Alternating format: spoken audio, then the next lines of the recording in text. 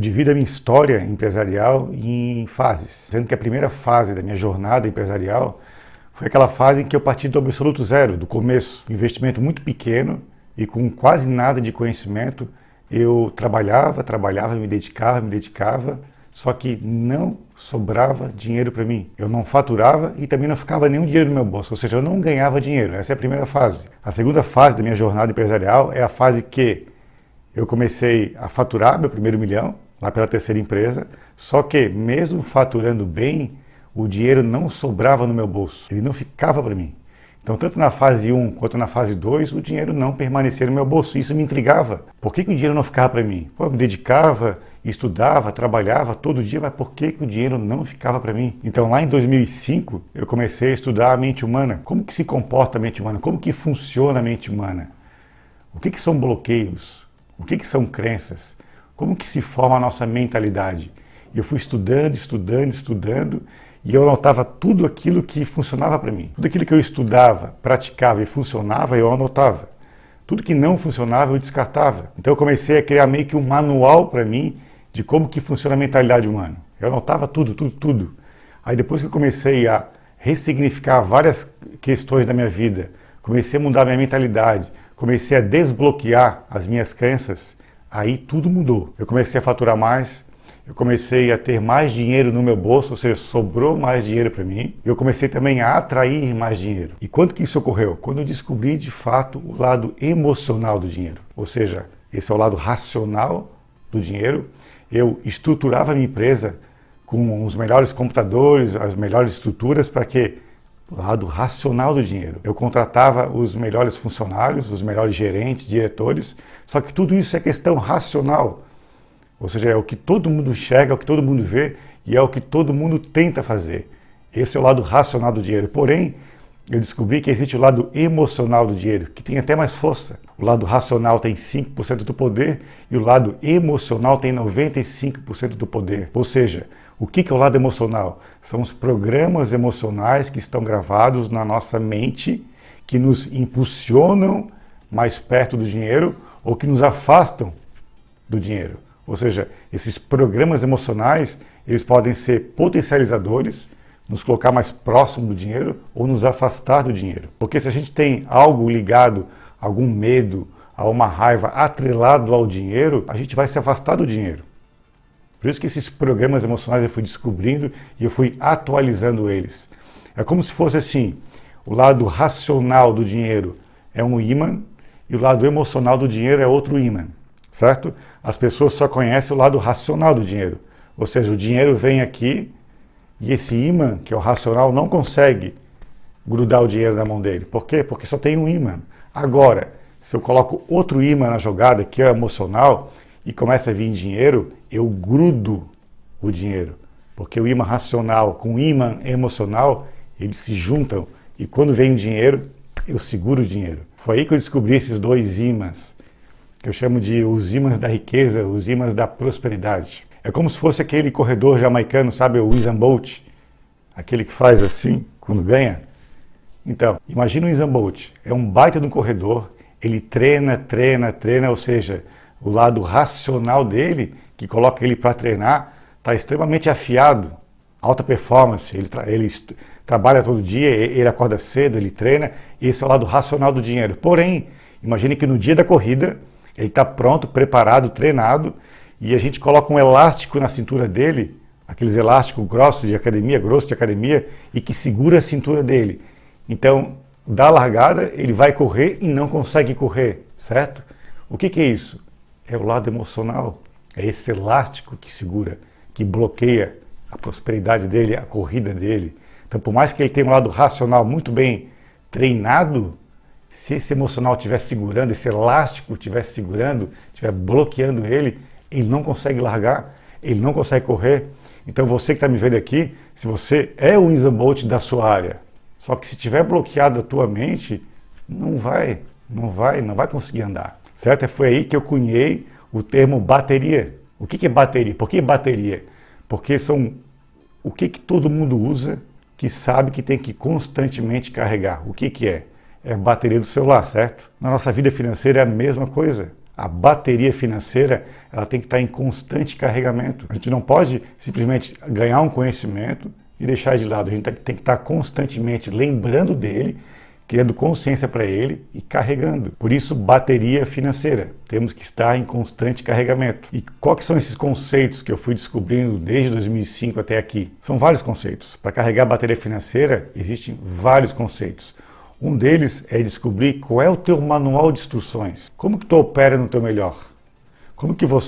Quais são as tuas tendências a conseguir mais dinheiro? Qual o tipo de pessoa que você precisa que esteja do teu lado para você exercer melhor a tua profissão? Qual o ambiente que você tem que estar inserido para conseguir ter mais alta performance no trabalho? O que tem que estar fazendo para ser mais eficaz? Então tudo isso é o manual de instruções da riqueza. Eu comecei a descobrir qual é o meu manual, como que eu opero no meu melhor. Outro ponto que eu também descobri ao longo dessa jornada, que tem que ter um controle financeiro. Mas não qualquer controle financeiro, tem que ser a planilha, que eu chamo hoje de planilha azul, onde tem as 6 leis da riqueza. Não basta controlar o dinheiro, tem que ter o controle do dinheiro baseado nas 6 leis da riqueza. Eu também descobri ao longo dessa jornada a autorresponsabilidade, ou seja, nós assumimos a nossa responsabilidade sobre tudo que acontece na nossa vida.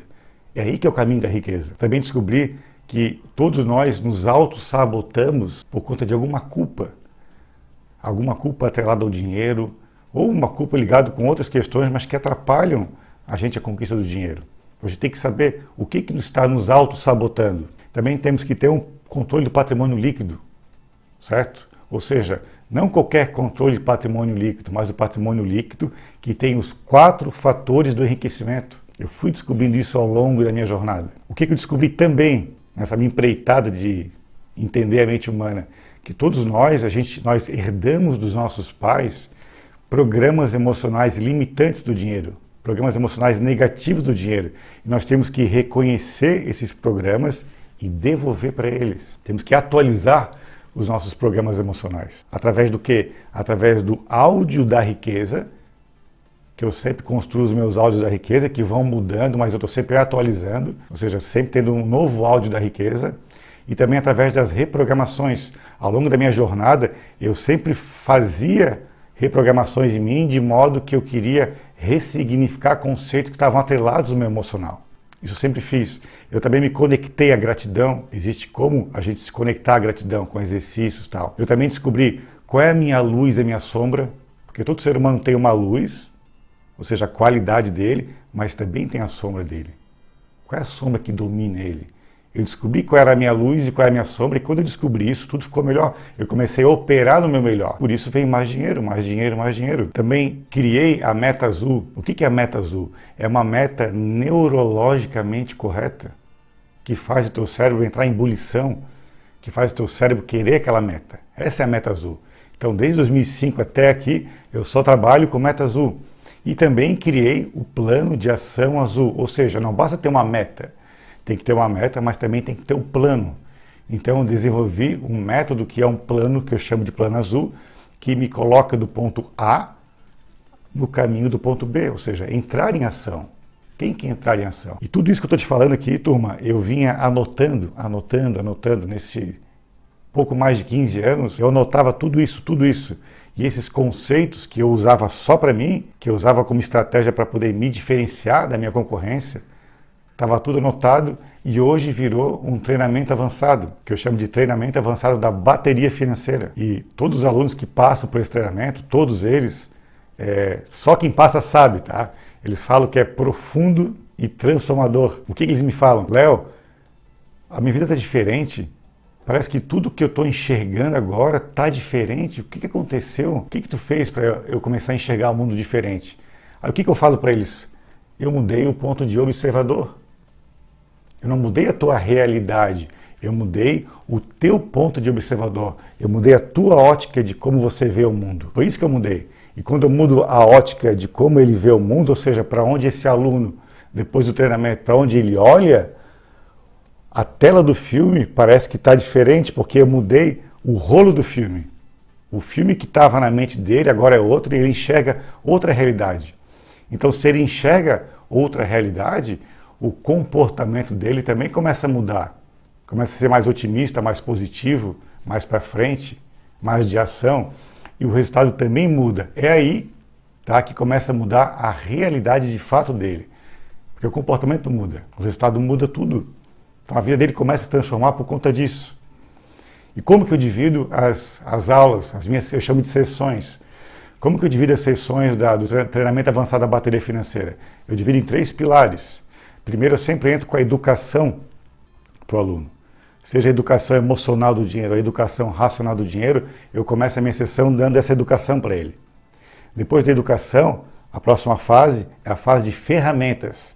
É aí que eu coloco um espelho na frente dele e ele se enxerga. Essa aqui é a apostila, ó. Bateria financeira. É uma apostila que eu desenvolvi ao longo desses 15 anos, que tem mais de 30 ferramentas de autoconhecimento. Ou seja, a pessoa, o aluno, ele começa a entender quem ele é. Eu coloco um espelho na frente dele através dessas ferramentas. E a terceira etapa da sessão é a reprogramação emocional. É aí que o bicho pega. Porque nesse momento eu faço uma reprogramação dentro da mente emocional dele. Eu começo a contar algo para a mente dele ao contrário daquilo que ele aprendeu que era maléfico para ele, que era negativo. Eu conto uma história para ele. Eu converso com o emocional de cada aluno. Por isso que é transformador, porque eu entro com a reprogramação, ou seja, eu atualizo tudo que tem de negativo nele, eu coloco ferramentas de autoconhecimento e ainda dou educação financeira, emocional e racional. Por isso que tudo muda. Por isso que é transformador. Por isso que ele começa a enxergar um mundo diferente. Começa a mudar a realidade dele. Isso é a bateria financeira.